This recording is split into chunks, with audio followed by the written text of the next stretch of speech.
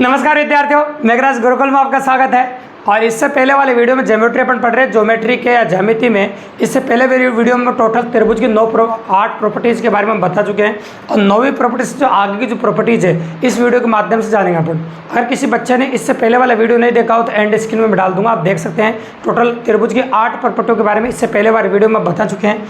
और इससे 8 के बाद की जो नेक्स्ट प्रॉपर्टीज़ है और भी जो प्रॉपर्टीज़ होती है आज इस वीडियो में अपन कंप्लीट कर देंगे, ताकि ये दोनों वीडियो आप अच्छे से देख लो तो त्रिभुज से रिलेटेड कोई भी पॉसिबिलिटी बने या कोई भी गुण आपको अच्छे से याद हो तो एग्जाम में कोई भी क्वेश्चन आ जाए तो काफ़ी इजी से कर सकते हैं। छोटे से लेकर बड़ी बात तक जो त्रिभुज के बारे में है वो सारी आपको बता रहे हैं दोस्तों।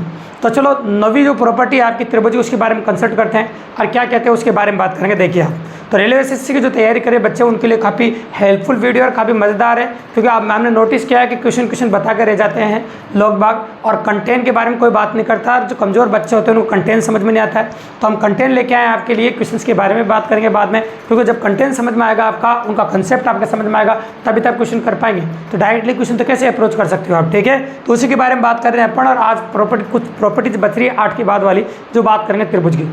तो त्रिभुज की 9 नंबर की प्रॉपर्टी क्या कहती है अपने, देखो सुनो। एक त्रिभुज है जिसके 2 कोणों के कोण अर्धकों से बनने वाला कोण, तो ये देखो कोण अर्धक समुद्रीभाजक से बनने वाला कोण कह सकते हो आप। इन दोनों कोणों के समुद्रीभाजक से बनने वाला कोण तीसरे कोण का आधा और एक समकोण के योग के बराबर होता है।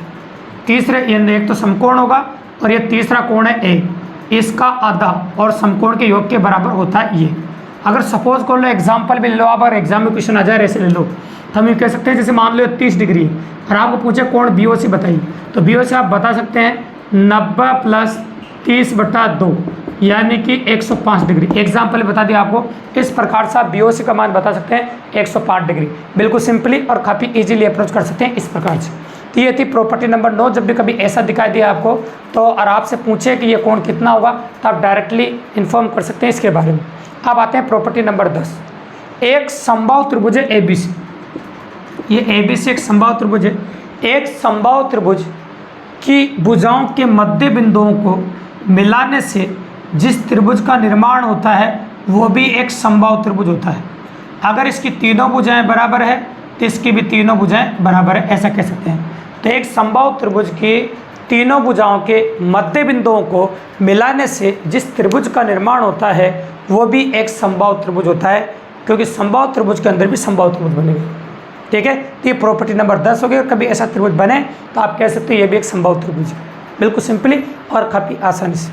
अब आते हैं पॉइंट नंबर 11 पे, मतलब प्रॉपर्टी नंबर 11 पे। तो प्रॉपर्टी नंबर 11 अपनी क्या थी, माध्यिकाएं परस्पर बराबर हो तो त्रिभुज समबाहु त्रिभुज होता है। तो माध्यिकाएं दिख रही है आपको दिख रही है AD = BE = CA, 3 माध्यिकाएं हैं। अगर दिए गए त्रिभुज में तीनों माध्यिकाएं आपस में बराबर है तो हम कह सकते हैं वो त्रिभुज एक समबाहु त्रिभुज है।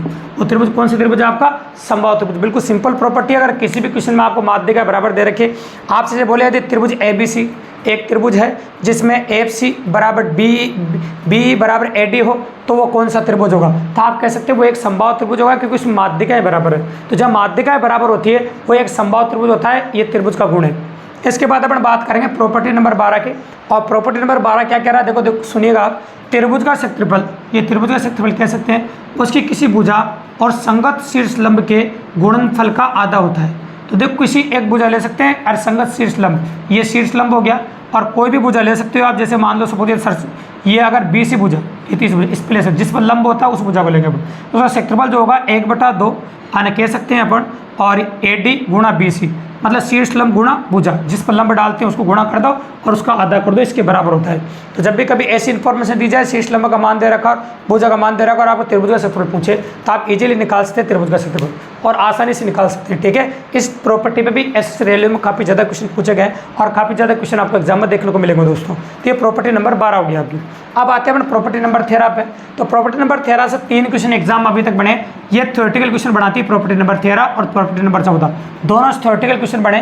तो थ्योरेटिकल क्वेश्चन की जो ऑप्शन है वो मैं पहले बोल देता हूँ। इसमें ऑप्शन सेम होते हैं। लंब केंद्र न्यून कोण त्रिभुज का लंब केंद्र कहाँ बनता है, समकोण त्रिभुज का लंब केंद्र कहाँ बनता है, और अधिक कोण त्रिभुज का लंब केंद्र क्या बनता है।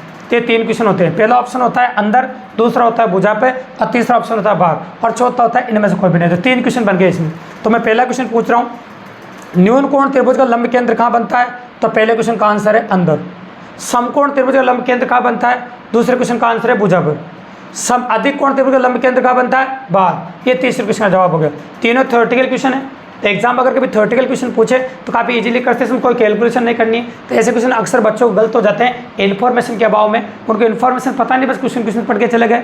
और तो ये थ्योरेटिकल क्वेश्चन जब एग्जाम में आ जाता है तो गलत होने के चांस बढ़ जाते हैं भी। इसी प्रकार टोटल 4 थ्योरेटिकल क्वेश्चन इसमें बनते हैं पॉइंट नंबर 14 में। और चारों को जो ऑप्शन से बता देता हूँ। पहला ऑप्शन रहेगा आपका गुरुत्व केंद्र, दूसरा ऑप्शन रहेगा लंब केंद्र, तीसरा रहेगा परिकेंद्र और चौथा रहेगा अंतः केंद्र। बस परिभाषा बदलेगी, 4 ऑप्शन ये रहेंगे। अब चारों में से जो परिभाषा दे देगी उसका आंसर आपको देना। तो यहाँ पर 4 क्वेश्चन बनते हैं और बच्चों को सबसे ज़्यादा डाउट इन्हीं परिभाषाओं में होता है कि पूछता क्या, जवाब कुछ और देके आ जाते हैं अपन। क्योंकि एक बात याद रखना, इनके बनाने की जो स्थिति होती है वो एक ही होती है। केंद्रक भी वही बनता है, लंब केंद्र भी वही बनता है, परिकेंद्र भी बनता है, अंतः केंद्र भी बनता है। तो चारों उसी जगह बनते हैं। तो बनाने की स्थिति के हिसाब से आप पता नहीं लगा सकते कि उसको क्या कहते हैं। तो आइए इनकी डेफिनेशन क्या क्या वो देखिए आप। तब हम बात करते हैं त्रिभुज की माध्यिकाओं का प्रतिच्छेद बिंदु। अगर माध्यिकाएं प्रतिच्छेद करती है तो त्रिभुज की माध्यिकाओं का जो प्रतिच्छेद बिंदु है वो केंद्रक या गुरुत्व केंद्र कहलाता है। त्रिभुज के शीर्ष लंबों का प्रतिच्छेद बिंदु लंब केंद्र कहलाता है। त्रिभुज के शीर्ष लंबों का प्रतिच्छेद बिंदु लंब केंद्र कहलाता है। त्रिभुज के लंब अर्धकों का प्रतिच्छेद बिंदु परिकेंद्र कहलाता है। और त्रिभुज के कोण अर्धकों का प्रतिच्छेद बिंदु अंतः केंद्र कहलाता है। इस प्रकार से चारों का डेफिनेशन अलग अलग है। ये सारी प्रॉपर्टीज हम जान चुके हैं। और इसके आगे और भी इससे रिलेटेड जो क्वेश्चंस बनते हैं एग्जाम में, और बहुत बड़े बड़े क्वेश्चंस आ चुके हैं इन प्रॉपर्टी से रिलेटेड, इससे नेक्स्ट वीडियो पर बात करेंगे। तो आराम से इसे देखते जाए, कोई बड़ी बात नहीं, आसानी से इजीली अप्रोच करते जाइए। वीडियो वास्तव में पसंद आया हो, कंटेंट जोरदार लगाओ तो चैनल को सब्सक्राइब करना ना भूले दोस्तों, और शेयर करें और अपने और दोस्तों को बताएं ताकि इसी प्रकार बेहतरीन वीडियोज़ रोजाना आपके सामने लेके आते रहे और ईजिली आप देख सके दोस्तों। और काफ़ी अच्छा कंटेंट और दमदार वेरिएशन आपको हमारे चैनल पर डेली कंटिन्यू देखने को मिलेगा दोस्तों। धन्यवाद।